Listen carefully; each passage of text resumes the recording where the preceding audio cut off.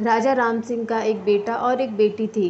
राजा की बेटी बचपन से ही गुबड़ी थी, इसलिए राजा उसे बेटे से कम प्यार करता। राजा रानी से कहता, मुझे कुबड़ी बेटी नहीं चाहिए, मैं इसे जंगल में छोड़ के आऊँगा। रानी राजा की बात से सहमत हो जाती।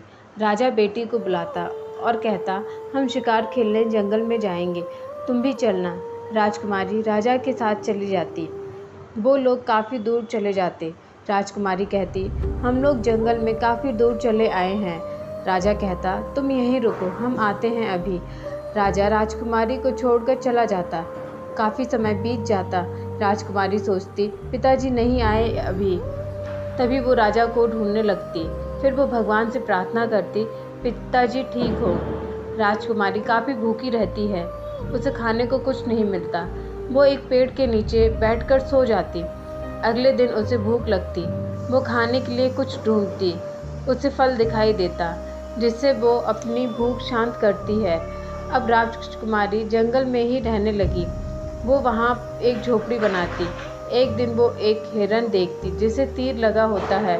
राजकुमारी जैसे ही तीर निकालती, वो एक जादूगर बन जाता। जादूगर कहता, मुझे एक ऋषि ने श्राप दिया था, तुमने आज मेरी जान बचाई। तुम्हें जब कभी मेरी ज़रूरत पड़े मुझे कहना, मैं हमेशा तुम्हारी मदद करूँगा। राजकुमारी कहती, आप यहीं मेरे साथ झोपड़े में ही रहिए और मुझे एक गुड़िया दे दीजिए खेलने को। उधर राजा राम सिंह अपने बेटे की हर जिद पूरी करने लगे, जिससे वो जिद्दी हो गया और राजा की एक बात नहीं मानता। राजकुमार बड़े होने पर राजा उसे युद्ध के लिए ले जा रहे थे, लेकिन राजकुमार कहते, मुझे मेरी जान बहुत प्यारी है, मैं नहीं जाऊंगा। राजा अकेले ही युद्ध के लिए चले जाते। इधर राजकुमारी को पता चलता उसके राज्य पर दुश्मनों ने हमला कर दिया, तो वो जादूगर से मदद मांगती।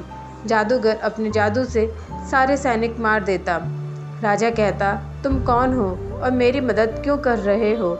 जादूगर कहता, आपकी बेटी ने मेरी जान बचाई है, इसलिए आपकी बेटी के कहने पर मैं आपकी मदद कर रहा हूँ। राजा अपनी बेटी से माफ़ी मांगते और जादूगर से कहते, आप मेरी बेटी का कुबड़ सही कर दीजिए।